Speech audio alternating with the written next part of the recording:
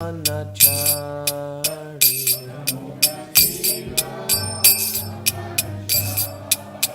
Yamunatira Vanachari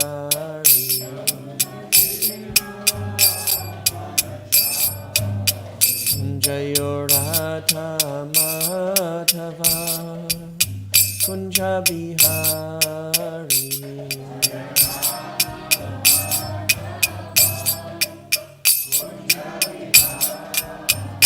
Jayorata Madhava Kunja Bihari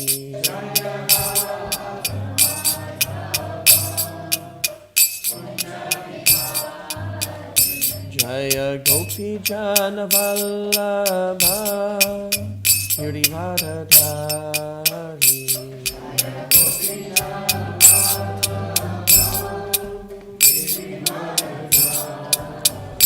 Jaya Gopi Jana Vallabha Girivardhari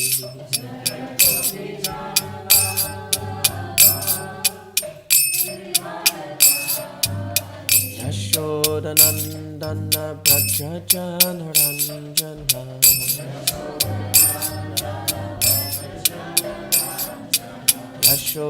Yashodanandana Brajajana Ranjana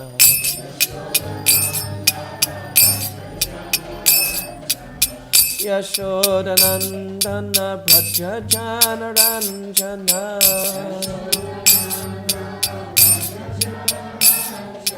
Yashodanandana Brajajana Ranjana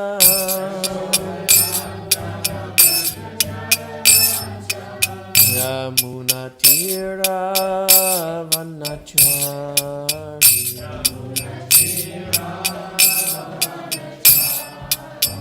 Yamunatira Vanachari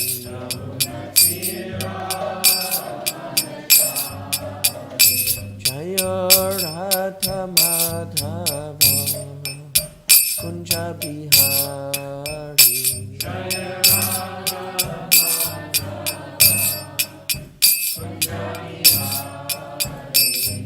Jayorata Madhava Kunja Bihari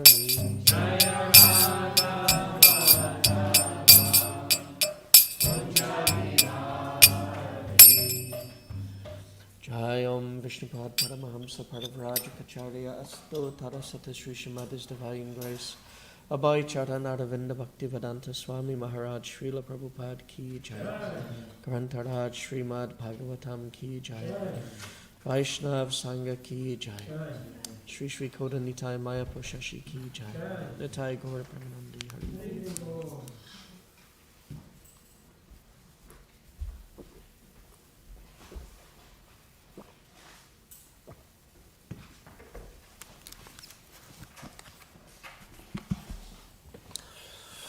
Om Namo Bhagavate Vasudevaya Om Namo Bhagavate Vasudevaya Om Namo Bhagavate Vasudevaya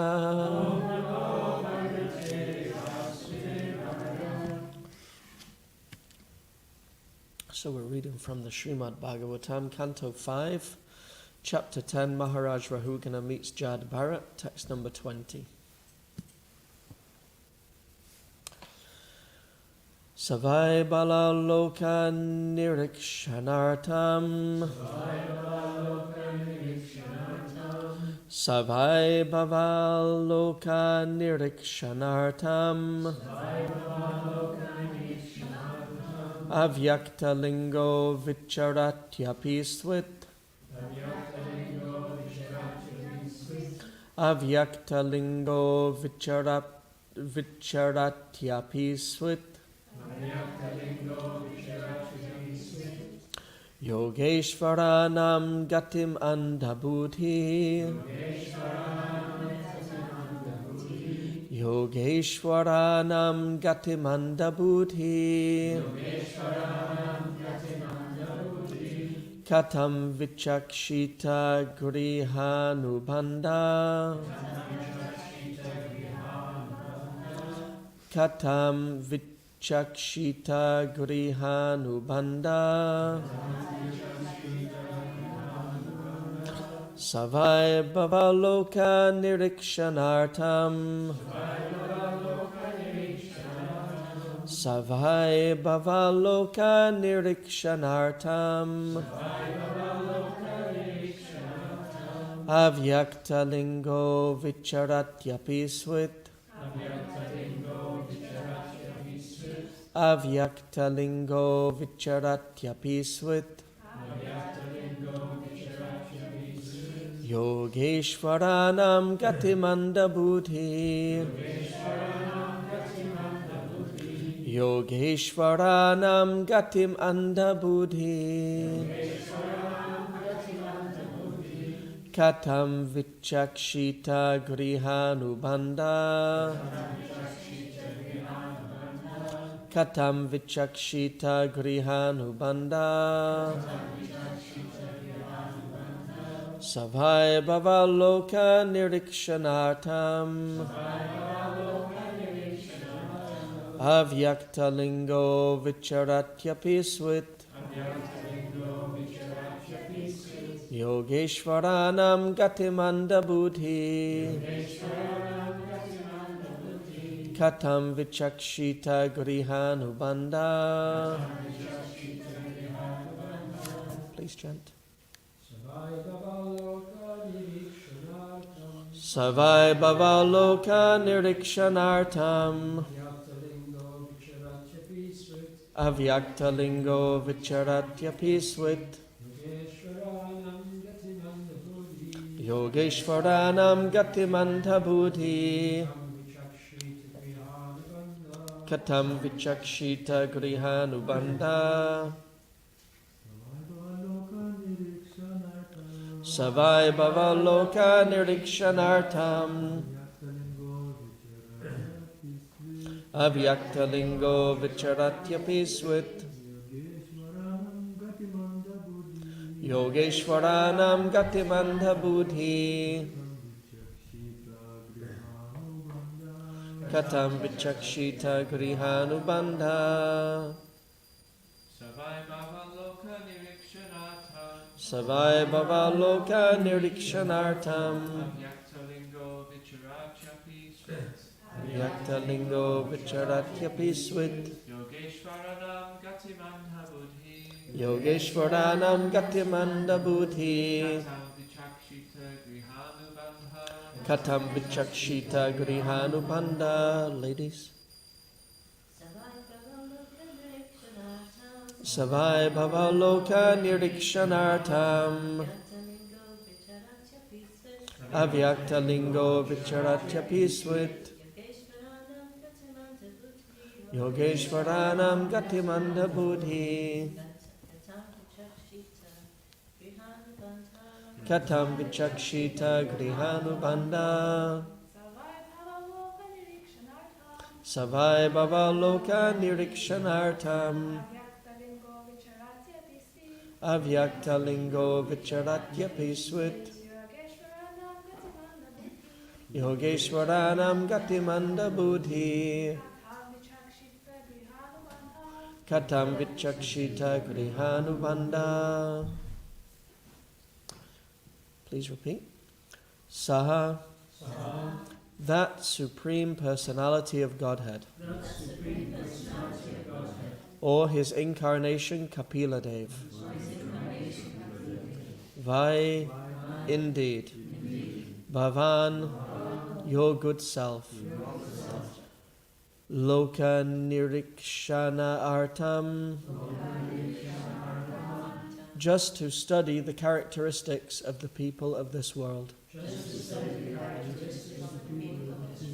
Avyakta linga, without manifesting your real identity. Vicharati, are traveling in this world. Apiswit, whether. Yoga Ishwaranam, of all the advanced yogis. Gatim, the characteristics or actual behavior. Antabhuti, those who are illusioned and have become blind to spiritual knowledge. Katam, how? Vichakshita, may know. Griha anubandha, I who am bound by attachment to family life or worldly life.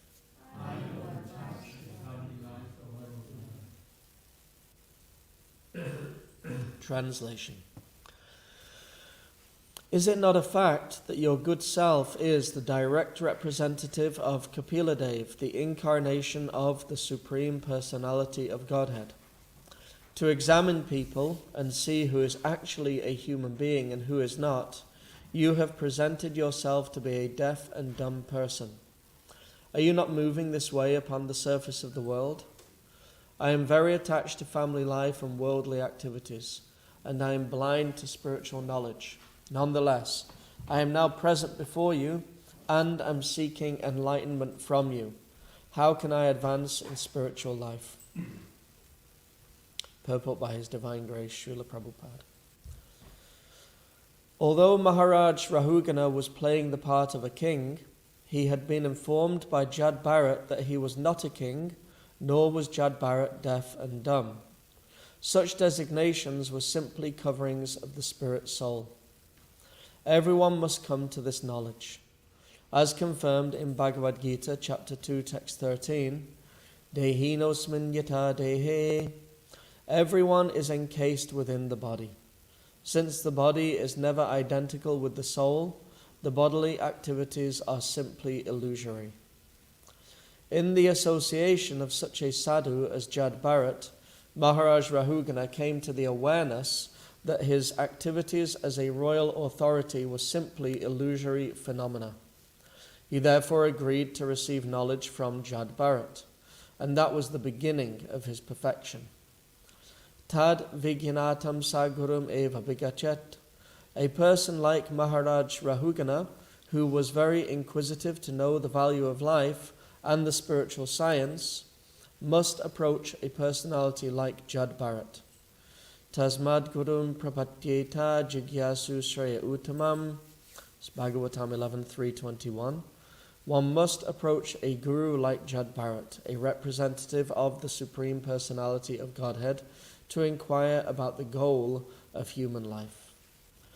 Om Jnana Timirandasya Jnananjana Shalakaya Chakshurun Militam Yena Tasmai Shri Gurave Namaha Shri Chaitanya Mano Vishtam Stapitam Yena Bhutale Swayam Rupa Kadamayam Dadati Swapadantikam Vandeham Shri Guru Shri Yuta Padakamalam Shri Gurun Vaishnavamscha Shri Rupam Sagrajatam Sahagana Raghunatam Vitam Tam Sajivam Sadvaitam Savadutam Pradujana Sahitam Shri Krishna Chaitanya Devam Shri Radha Krishna Padan Sahagana Lalita Shri Vishakam Vitamscha Nama Om Vishnupadaya Krishna Prasaya Bhutale Srimati Bhaktivedanta Swaminiti Namane Namaste Saraswati Devi Gauravani Pacharane Nirvishesha Sunyavadi Pastichadesha Tarane Vanchakalpatarubhyascha Kripa Sindhu Behevacha Patitanam Pavanebhyo Vaishnavebhyo Namo Namaha Jai Shri Krishna Chaitanya Prabhu Nityananda Shri Advaita Gadadha Shri Vasadi Gaura Bhaktivinoda Hare Krishna Krishna Krishna Hare Hare Hare Rama Rama Rama Hare Hare. Is it not a fact that your good self is the direct representative of Kapila Dev, the incarnation of the Supreme Personality of Godhead? To examine people and see who is actually a human being and who is not, you have presented yourself to be a deaf and dumb person. Are you not moving this way upon the surface of the world? I am very attached to family life and worldly activities, and I am blind to spiritual knowledge. Nonetheless, I am now present before you, and am seeking enlightenment from you. How can I advance in spiritual life?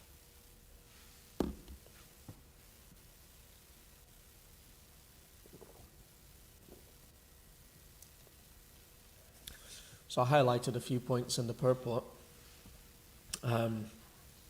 So the first thing, although every word of Srila Prabhupada's purports you could highlight, and every one of those words, every sentence that Srila Prabhupada writes should and hopefully will strike us as we read it. But I highlighted a few points. The first thing is that Srila Prabhupada says everyone must come to this knowledge.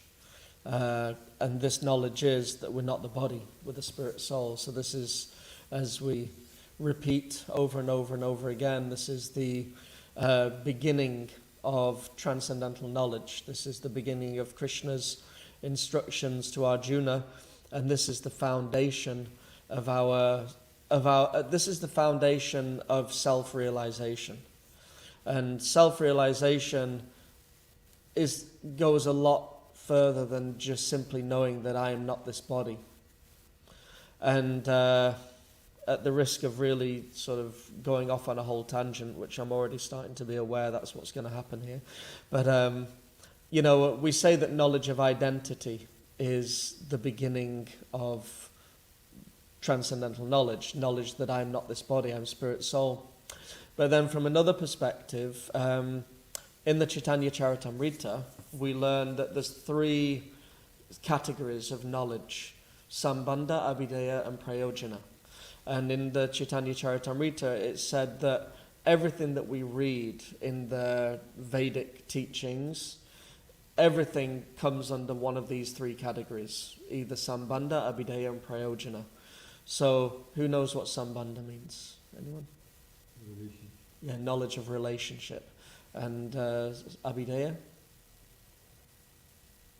Do you have it? Knowledge of the activities which are inspired by understanding that relationship. Yeah, the sort of practical application and how we actually go about acting in that relationship. And then Prayojana? Ultimate goal. Which is? Love. Yeah, it's the ultimate goal. So that's the ultimate result of acting in that relationship. So it's interesting that it's not knowledge of identity, but it's knowledge of relationship. We tend to think of knowledge of identity as the sort of basic category of knowledge. But there's a lot more to knowledge of identity than simply knowing that I'm not this body, I'm the spirit soul. Because the spirit, understanding what is the spirit soul is a that in and of itself is a big subject. It's a really big subject. It's not just simply, I'm not the body, I'm the spirit soul. And then we have from text 10 to text 30 in chapter 2 of the Bhagavad Gita, that's everything that you could ever know about being the spirit soul. And once I know this, then I know everything about who I am. That's like the foundation of the foundation of the foundation, that I'm not the body, I'm the spirit soul. But what is the spirit soul? The spirit soul is a part and parcel of Krishna, and the spirit soul has an eternal relationship with Krishna. And even right in the introduction to the Bhagavad Gita, which is supposed to be the most basic foundational introduction to spiritual wisdom, to transcendental wisdom, right in the introduction to that book, Srila Prabhupada saying that relationship is a very deep subject, but to summarize it very briefly, Srila Prabhupada says one can be in a relationship with the Supreme Lord in a neutral state, one can be in a relationship as a servant, one can be in a relationship as a friend, one can be in a parental relationship, or one can be in a relationship as conjugal lover. And this is the deeper aspect of knowledge of self, knowledge of identity.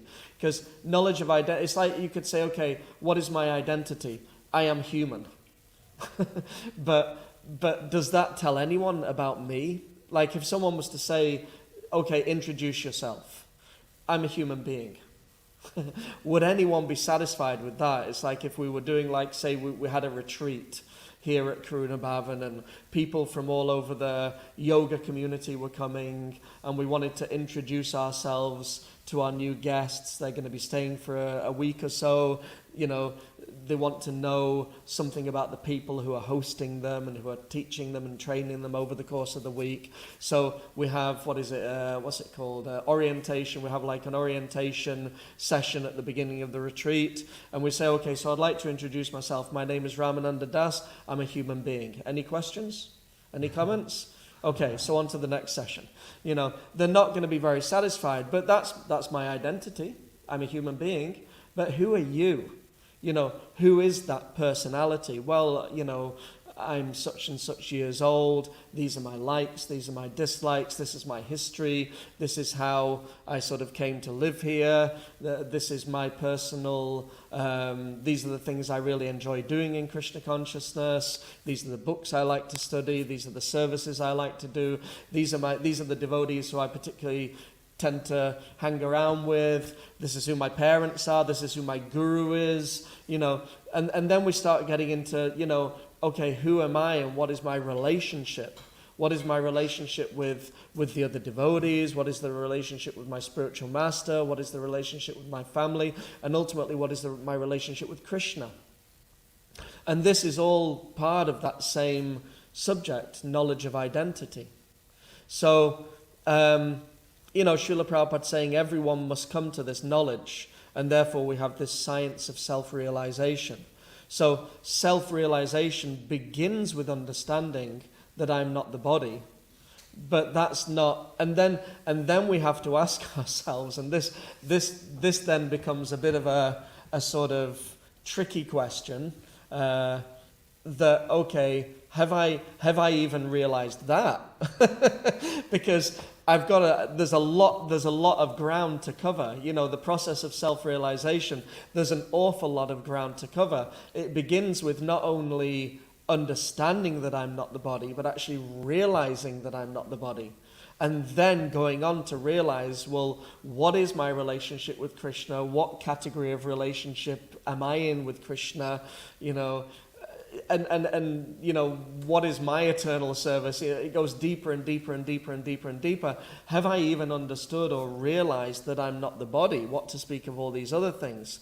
So we have a lot of ground to cover. So it's a very, very serious, it's actually, self-realization is a serious business. That's why Srila Prabhupada says in chapter 2 of the Bhagavad Gita, when Arjuna surrenders to Krishna in text 7, when he surrenders to Krishna and accepts Krishna as his guru, then I think it's in that purport, it's either that purport or one of the ones which follows that, Prabhupada says, talks between the master and the disciple are serious. It's a serious business. You know, it's a serious thing.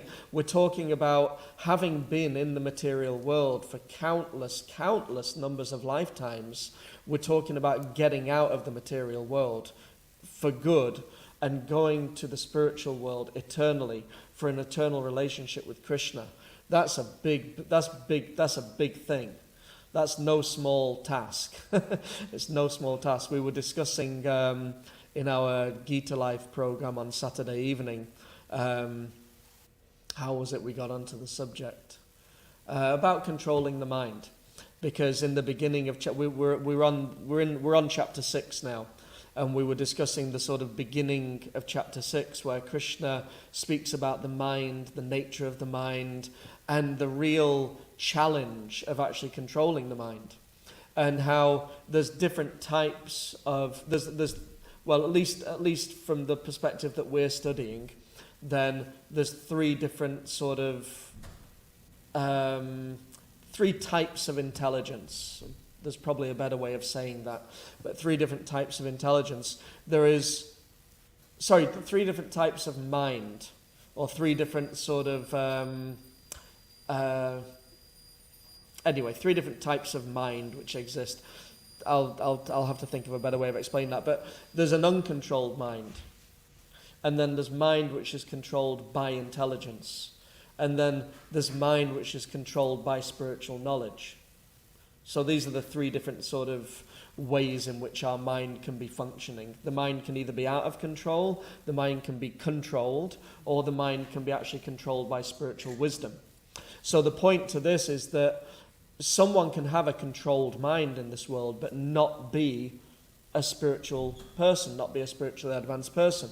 Because most of us have probably seen this picture of the chariot. You've got the five horses, which represent the five senses. You have the reins, you have the driver, you have the chariot itself, and then you have the passenger. So the horses, they represent the five senses. Sight, sound, taste, touch, and smell. The five senses. So these are the five horses. And then the reins that are holding the horses, this represents the mind.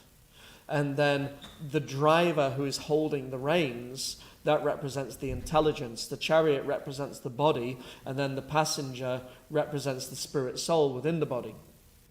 So the idea is that if the senses are out of control, then they're going to just drag us all over the place in the material world. We're just going to be dragged everywhere. Our ears going to drag us to wherever we hear some music that we enjoy. Our eyes going to drag us to the TV set. Our nose is going to drag us into the bakery. Our tongue is going to drag us to the fridge, whatever. It's like, I was listening to, there's quite a well-known podcast which a lot of devotees like listening to. There's Wisdom of the Sages, and Raghunath Prabhu was saying that sometimes he does like a week-long fast because he's quite a strict yoga practitioner. So he sometimes fasts for a week. And he says sometimes he finds when he does that he suddenly realizes he's standing by the fridge, looking in the fridge, and he doesn't remember how he got there or how he opened it. It's just, how did I, it's like, so it's like the tongue can just drag us to a situation, or the eyes can drag us to a situation. So in this way, the senses are pulling us around the material world. I don't know if anyone has the experience. I know I do, very sadly, I'm ashamed to say, but sometimes we may go out to the town or to the city because there's certain things we need to buy. And then we come back at the end of the day and we look in our shopping bags and it's like, well, how did I end up with that? I didn't go out to get it, and I'm not even sure I need it.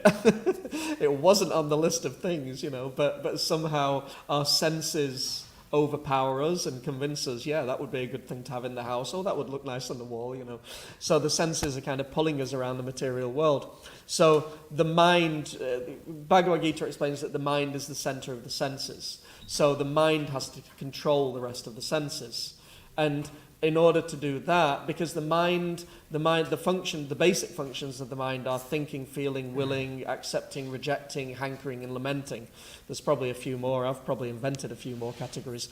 But these are the basic sort of functions of the mind. And it basically just acts. The mind just acts. It doesn't necessarily think about what it's going to do. The mind just, I like it, I don't like it, I accept it, I reject it, I want it, I don't want it.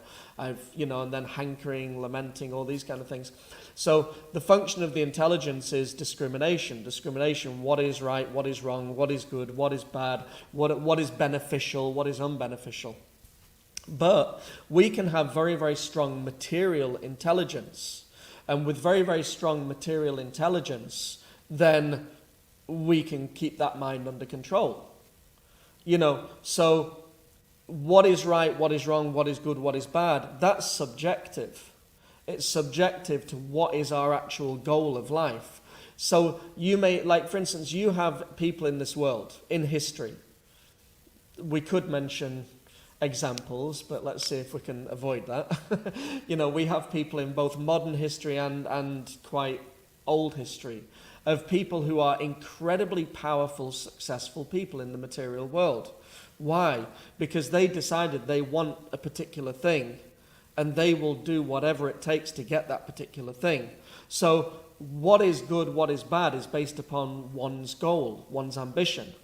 If our goal is to become the most powerful person in the world, then what is good and what is bad, what is right and what is wrong, is based upon that goal. So if eliminating so many people in order to achieve that goal will allow me to achieve that goal, then eliminating all those people becomes good in the context of that particular goal.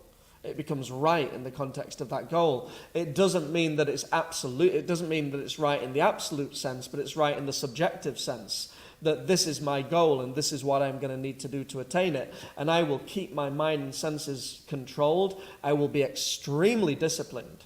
You have people in this world who are extraordinarily disciplined, focused, austere, and very, very successful as a result of that. But the intelligence is like demoniac intelligence. It's demonic intelligence, according to chapter 16. Is that right? 16, put myself on the spot. Chapter 16 of the Bhagavad Gita, divine and demoniac natures, Krishna explains what is godly and what is demonic. So if you have someone may be very, very controlled, very austere, very self-controlled, very disciplined, but their intelligence may be demonic. So one can have a controlled mind in this world, but not be even remotely spiritually realized. So you can have an uncontrolled mind, or you can have a controlled mind. But what we need to do in order to achieve the ultimate goal, and then so first of all we need to know what is the ultimate goal. So prayojana, pure love for Krishna, self-realization in the sense that I want to awaken my eternal relationship with God.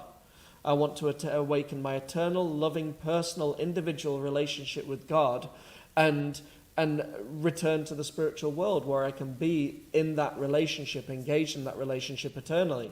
That's the highest aspect of self-realization. So that's the goal. Now what am I going to need to do to attain that goal? That's the highest level of self-realization. So then we mold our intelligence based upon what is right, what is wrong, what is good and what is bad, according to that goal. And so we study the Bhagavad Gita, we study the Srimad Bhagavatam, we study the Chaitanya Charitamrita, we study all these books of knowledge, and these books of knowledge tell us this is what's right, this is what's wrong, this is what's good, this is what's bad, this is how you should live, this is how you should act, this is what you should do, this is what you shouldn't do. We read the Bhakti Rasamrita Sindhu, we read the Upadeshamrita, these are the things you don't do, these are the things you do, and then we study them, we memorize them, we meditate upon them. That becomes our intelligence, and then that becomes our discrimination. So then we control our mind and we control our senses based upon that intelligence, so that we're steering those horses towards the ultimate destination. We're not steering those horses towards material success, we're steering those horses towards spiritual success. Now, it may be that in life we need to have a few different disciplines going on. We may be in a situation where we need to be disciplined in order to maintain ourselves financially and disciplined for spiritual success. That's okay. But then even in the Bhagavad Gita, Krishna explains that, do work, try to do work which is righteous work. We all have to work in this world, act according to your nature, So there's facility for both material success and spiritual success given within Shastra. But the ultimate goal that we're sort of molding our lives towards is this goal of self-realization, spiritual success. And Srila Prabhupada saying, everyone must come to this knowledge. This is the goal of the Krishna consciousness movement. The goal is to share this knowledge with everyone. So then, how can we go about sharing that knowledge with everyone? So it's interesting that later on in the purport, Srila Prabhupada says, in the association of such a sadhu as Jad Bharat, Maharaj Rahugana came to the awareness that his activities as a royal authority were simply illusory phenomenon. So I don't know if anyone, I'm sure many of you, if not everyone, has this sort of experience. Well, two different experiences which we can look at. First thing is, have you ever had the experience where you're trying to sort of explain something to someone else, like we're on the street distributing books, we meet someone, they want to know what it's all about. Especially this is something which can sometimes happen to us when we're a little younger, a little more naive, and maybe even a little bit fanatic. We're speaking to people about Krishna consciousness almost to the point where we're shouting till we're blue in the face to try and get the point across, and people are just looking at us like we're a little bit mad, there's something wrong with us, and you're saying call out Garanga, be happy, why the hell are you so wound up? It's like all these things are there, so why is that message not getting across necessarily?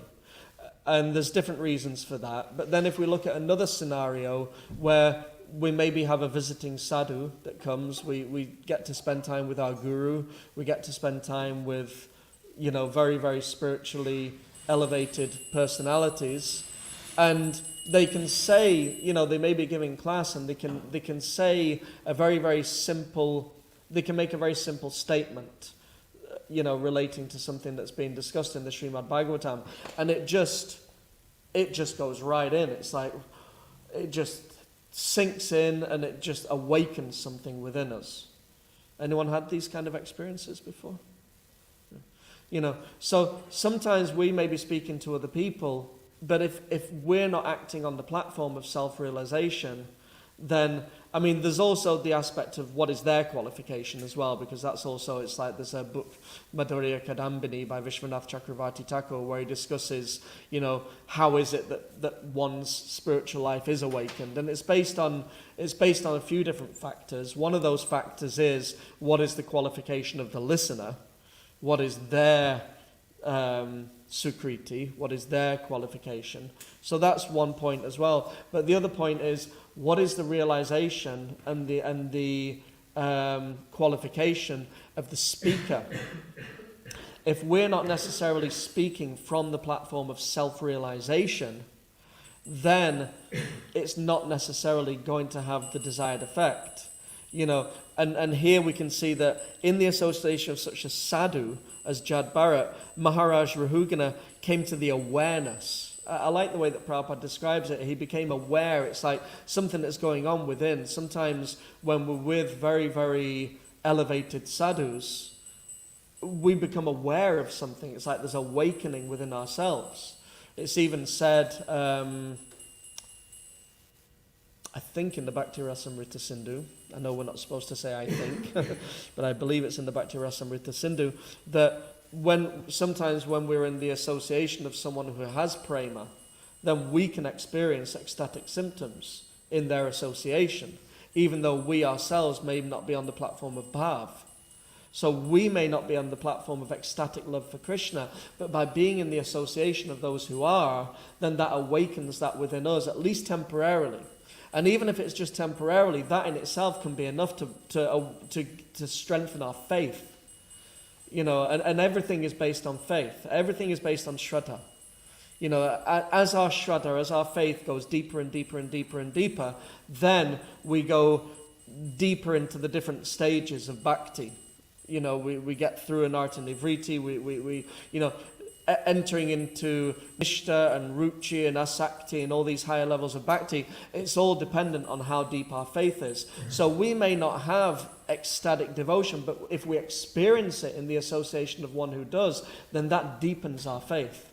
So the whole process of sharing Krishna consciousness with others is ultimately, how can we awaken faith in someone else? And the most effective way to do that is that we ourselves are really seriously practicing Krishna consciousness. We ourselves, we can know the philosophy, we can speak the philosophy, we can say so many things, but if we ourselves are living examples of bhakti, that's the thing which more than anything else is going to touch the hearts of the people who we speak to. That is the most effective way of spreading spiritual wisdom and spiritual love around the world, is that we ourselves are experiencing it. We ourselves, we need to become sadhus. And then by studying these books, we can find out, okay, this is how I can actually become like that. And it's interesting, Prabhupada says that was the beginning of his perfection. So again, it's, this knowledge of self, knowledge of identity, that's just the beginning. We've got so much to do in such a short space of time. If we want to do it in this life, we've really got to get serious about it. And we can decide, okay, let's, I'll kind of spread it out over a few lifetimes. But if we decide to do that, we may find when we get to old age and death is approaching, we may start to think, oh, I made a mistake. Actually, I wish I'd just done it in this life. Now I'm going to have to go through it all again. And now it's too late, generally. We may get some very special mercy at that time. That's not unheard of, that even at the very end of life we can get some very special mercy from Chaitanya Mahaprabhu. He's Kriparaj, the Lord of mercy. So we can get that mercy at the end, but we shouldn't presume that's what's going to happen. And we don't want to get to the end of life and think, oh, if only I'd been more serious about my japa, if only I'd been more serious about studying Srila Prabhupada's books, if only I'd been less serious about Netflix, if only I'd been less serious about YouTube and more serious about the Bhagavatam, you know. So you know, knowing that I'm not the body, if it's a very self-reflective thing, but if we look within ourselves and think, well, I've been practicing Krishna consciousness for X number of years, and I'm not even close to realizing that I'm not the body or the mind yet, you know, we've got a long way to go. There's a lot of work to do. It's a lot of work to do. So, and if we're serious about it, Krishna will help. Krishna says in the Gita, that I will carry what they, you know, for those who are serious and serving me with love, for them I carry what they lack and I preserve what they have. So if we're coming into it a little late in the game, or we're kind of struggling to be serious, but we're doing our best, Krishna will reciprocate, Krishna will help, you know, Krishna will give all sorts of help. I actually, again, coming back to one podcast I was listening to, Raghunath and Kaustubha, they were sort of discussing this point, and Raghunath was speaking about one lady who he had known when he was a young man in New York, and they were friends at that time, and then they'd gone off on different paths in life. He had taken up bhakti yoga and spirituality and travelled the world, living as a monk and all these things. She had gone down quite a dark path in life and had become a heroin addict, and, you know, got into quite the sort of dark, they say the dark underbelly of New York City. That's probably how you would read it in a magazine or something. But, you know, she'd gone down quite a dark path in life. But at a certain point, their paths had come back again, and she was trying to sort of put her life back together and get serious about Krishna consciousness. And she was so sort of desperate. And when she was chanting with such desperation that what have I done with my life, that, you know, he felt, at least from his perspective, that they were practically on the same level, even though he'd been practicing for 20 or 30 years and she'd just been getting back into it for the last few months, because, you know, that kind of desperation and determination to try and make up for lost time, Krishna can make up that lost time. Krishna, you know, the realization comes from within. The realization comes from Krishna. The awakening comes from Krishna. So it's his mercy that we're dependent on. When Krishna sees the endeavor that we're making, then Krishna is the one that will give us that self-realization. He'll give us that awakening. So we shouldn't be despondent, you know, if we're thinking there's so many things in my life which are, well, we should be despondent, but that despondency can become a qualification if it's accompanied with real humility and real, you know, the proper sort of mood and anxiety. So, but we should know that this awakening of who we are and what we are, this is just the beginning. This is just the beginning, and there's a lot of wonderful adventures still to come after that. And this is, you know, Prabhupada says at the end that one must approach a guru like Jad Bharat, a representative of the Supreme Personality of Godhead, to inquire about the goal of human life. So we need to keep reminding ourselves, this is the goal of human life. This is why human life exists. You know, human life is meant for self-realization. That's what it was designed for.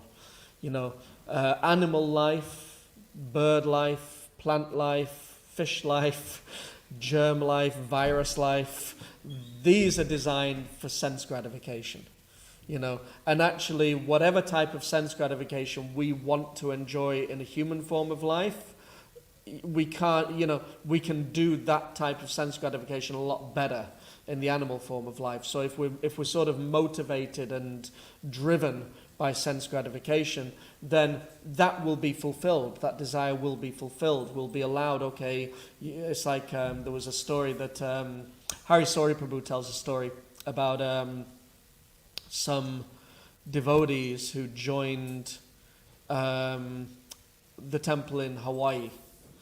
And Hawaii is very famous, apart from being a very, very beautiful place, it's famous for its seas and surfing and swimming in the ocean, you know.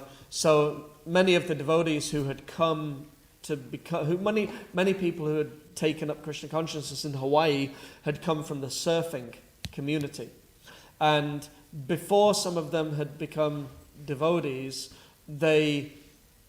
some of them had gone out one night and one of the friends had got into a bar fight and had been killed, like had his throat slashed in a bar fight and died. So they all came from the surfing community.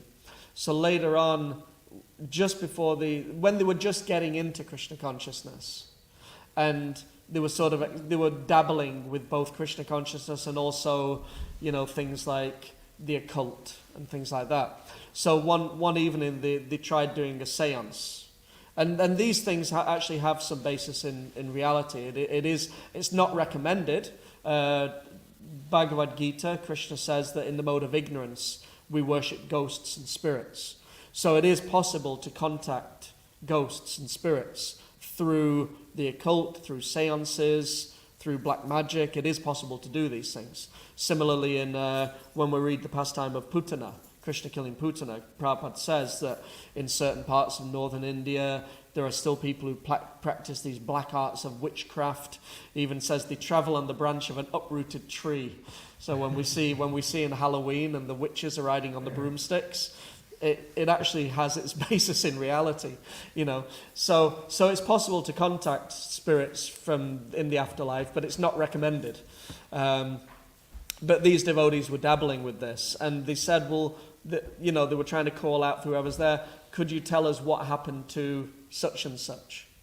What happened to him? What became of him after he died? And the thing, I don't know what they call it, but the thing starts moving around the board, and it spells out Fish, fish. And they were like, yeah, he made it. He became a fish. He became a dolphin, But it's actually, okay, we want to surf. We want to swim in the ocean. Get the body of a dolphin. Get the body of a fish.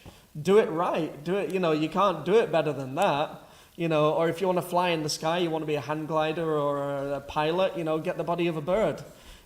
So animal life is designed for the perfection of sense gratification, but human form is designed for the perfection of self-realization. That's what this form is meant for. It's designed for this. And even if we make some small advancement, Krishna says in the Gita, there's no loss or diminution. Once you get on this path, you'll get a human form in your next life. You'll keep going in your next life. But we can do it in this life. Prabhupada assured us, if you do it right, in this life you will go back to Godhead. But it requires serious effort, serious endeavor. So we'll stop there because the audience is starting to leave. Two down, 6 to go. So before everyone leaves,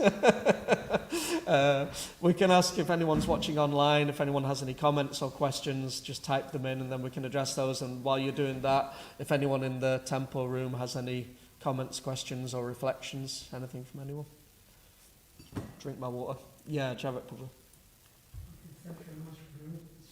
It's a great verse, and first of all, there's so much in there. Actually.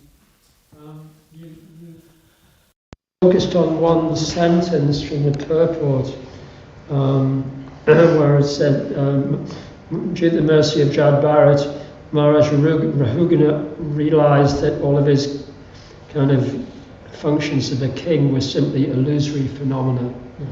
So, throughout the Srimad Bhagavatam, are many long sections describing the duties of a king, and many of those kings are devotees, Maharaj Parikshit, Maharaj Yudhishthira, Maharaj Priyavrata, and often they have an interaction with Narada Muni or some sage who comes to tell them, wake up, you're like getting too entangled in sense gratification.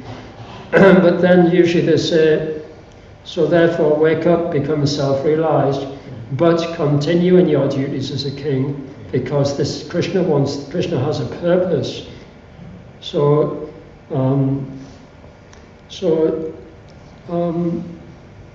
Is that so?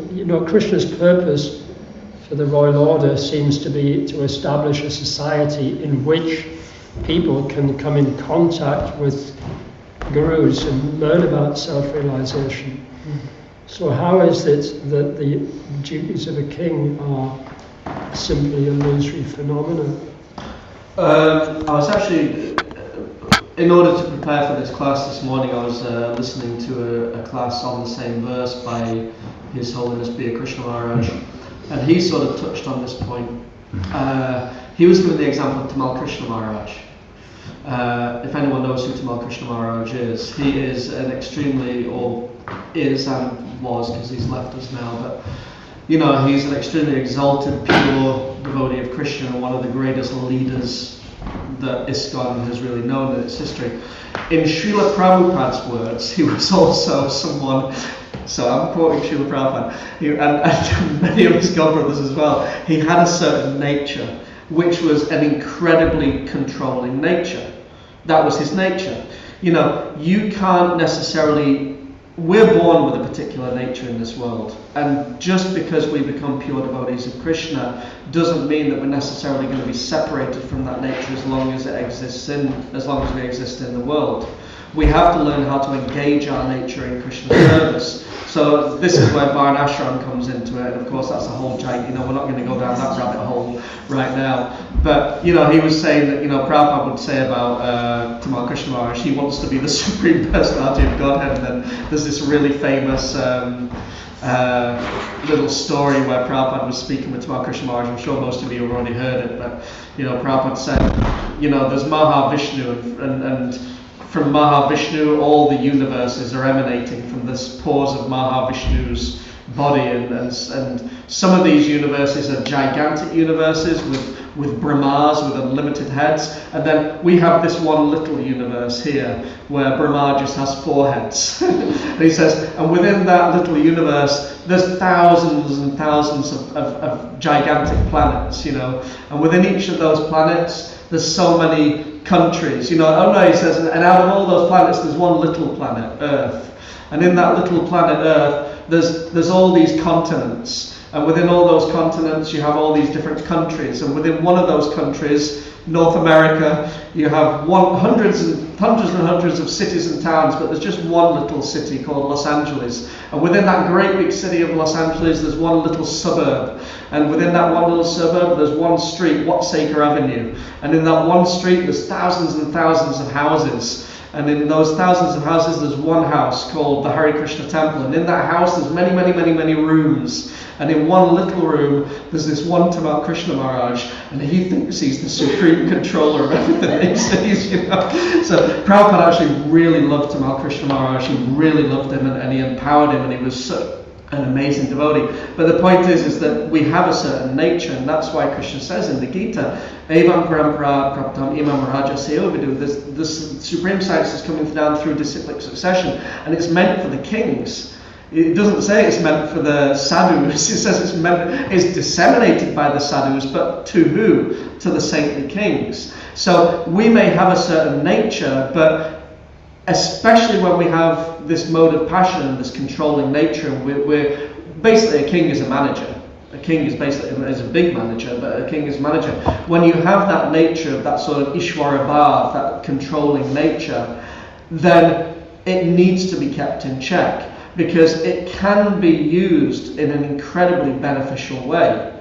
You can't remove yourself from it if you have it. I've got it. It's like it can't not be there. But what you can do is you can learn how to use that nature for other people's benefit, But that requires that it's kept in check, and to keep it in check you need sadhus. That's why the kings come under the Brahmins, and the Brahmins meant to advise the king, you're getting out of hand there, step back in line, do it this way, do it that way, So, kings are allowed to control, they have to control. It's like with the Pandavas, please give us at least 5 villages. You keep the kingdom, but please give us at least 5 villages, because we have to rule.